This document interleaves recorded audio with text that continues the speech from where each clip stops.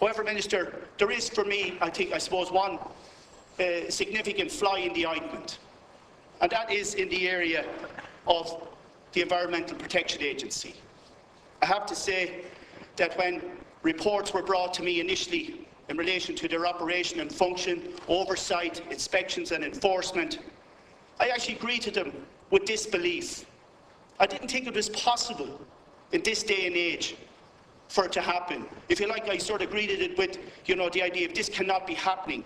That would be an appalling vista, if you like, that the watchdog that the state and the government have established to protect the public interest, to protect the public health, to protect the environment, that it would not be doing its job in a most thorough and effective and efficient manner.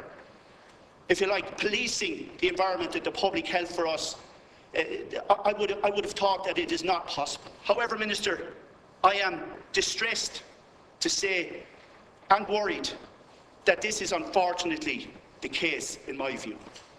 I do not think the EPA as it's currently functioning is fit for purpose. I do not think it's doing its job. I do not think it's living up to the remit that you and the government have charged it with, to protect the public health and to protect the environment from pollution. And I'm not talking about, Minister, an accident, a one-off incident, or something that no one could have foreseen. I'm talking about systemic and systematic failures. And I'm not just talking about any local issues. This is the case, in my view, up and down the length and breadth of the country. I've been inundated with representations from members of the community and the public who all have the same sorry tale to tell. They all say that they're living in misery, Minister. That's the word they use, because the EPA will not come to their assistance. The EPA will not believe them. The EPA will not help them. The EPA categorises them and routinely dismisses them as cranks and people who do not know and are not aware of what's going on. But, Minister, I have to say, nowhere is this more shockingly manifest than in my own hometown of Portlaoise. I've raised this previously in April, and I was hopeful that at that stage, that when we put it on the public record, that the EPA would be stung to spring into action. But on the contrary, unfortunately, they're still in denial. And what I am saying, I say so with reluctance. I'm saying so in the full consideration of the seriousness of the charges I'm making. But there's nothing, Minister, I will say here inside the House that I'm not willing to repeat outside the House.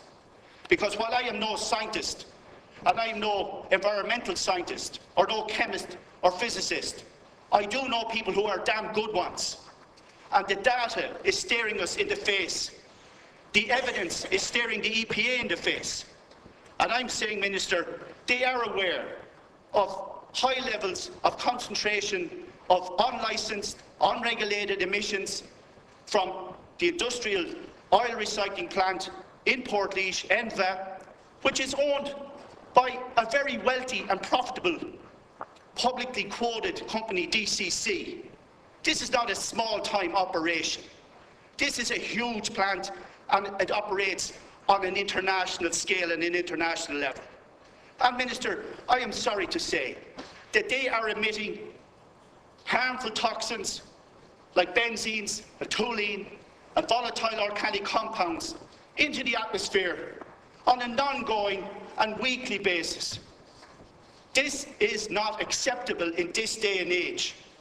We have at our disposal, Minister, best available technology and systems that could prevent this from happening and could stop it in the morning if there was a willingness by the EPA to enforce these standards, to implement these standards, and by the company, which is very profitable, to invest in this technology and these standards.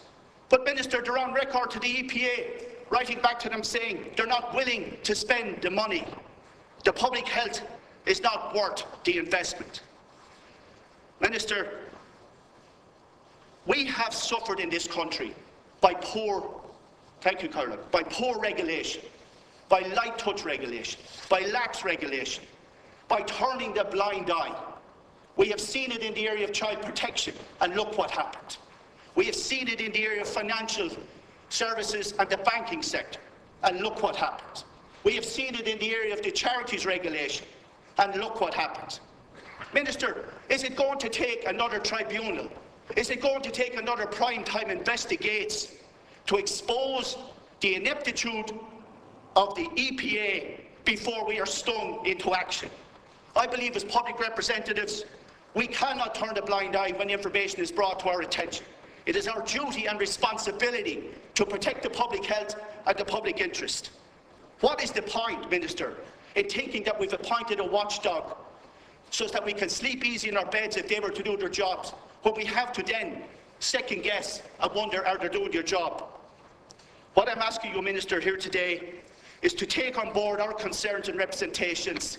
I'll finish now, I'll draw to a close as I move the motion. I know the Minister is a good man, is an honourable man, and is someone who will not allow this to continue.